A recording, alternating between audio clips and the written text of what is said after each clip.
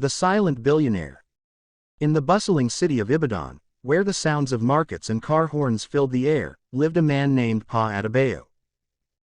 To everyone who knew him, he was just an old farmer in his late 60s, quietly tending to his small patch of land on the outskirts of the city.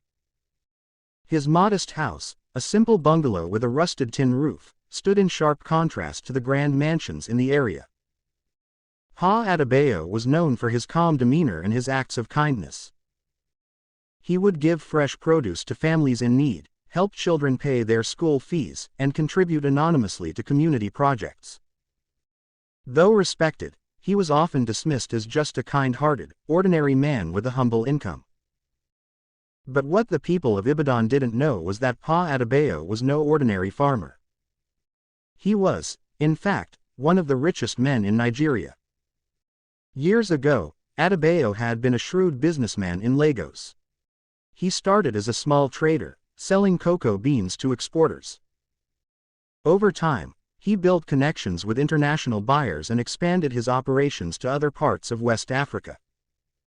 His investments in agriculture, real estate, and technology silently grew, making him a billionaire. But wealth never changed Adebayo's core values. Disillusioned with the superficial lifestyle of the rich, he sold his Lagos mansion, moved back to his village near Ibadan, and embraced a life of simplicity. One day, trouble struck the village. A wealthy developer arrived with plans to buy the surrounding land, including Adebayo's farm. The villagers protested, but the developer, a brash young man named Deli, dismissed their concerns.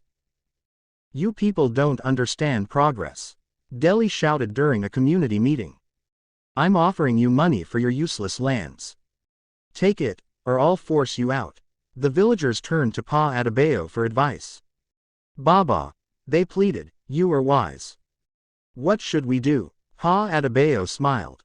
"Patience, my people. Sometimes, the quietest waters run the deepest."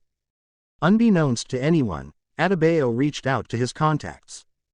Within days, he acquired the developer's company through a silent buyout, leveraging his vast wealth. The villagers were unaware of the transactions unfolding behind closed doors. The next week, Deli arrived at the village with a sour expression. He called another meeting and announced, "The plans for development have been cancelled. Apparently, the company has been sold to a new owner." The villagers rejoiced, though they were puzzled. Who could have bought the company? Their curiosity grew when Pa Adebayo, dressed in his usual threadbare clothes, stood up and addressed them. "My people," he said, his voice steady, "I have always believed that our land is sacred. No one has the right to take it from us. I bought the company to protect our community." The crowd fell silent. "Baba, you," one elder asked, astonished. "How is that possible?" Pa Adebayo simply smiled. "Sometimes, wealth does not need to be shown. It needs to be used wisely." News of the silent billionaire spread like wildfire. Journalists and businessmen from Lagos and Abuja flocked to Ibadan, eager to meet the mysterious man who had chosen a life of humility despite his vast fortune. But Pa Adebayo remained unchanged. He continued to farm, mentor young entrepreneurs, and quietly support those in need. To the world, he became a symbol of wisdom and humility.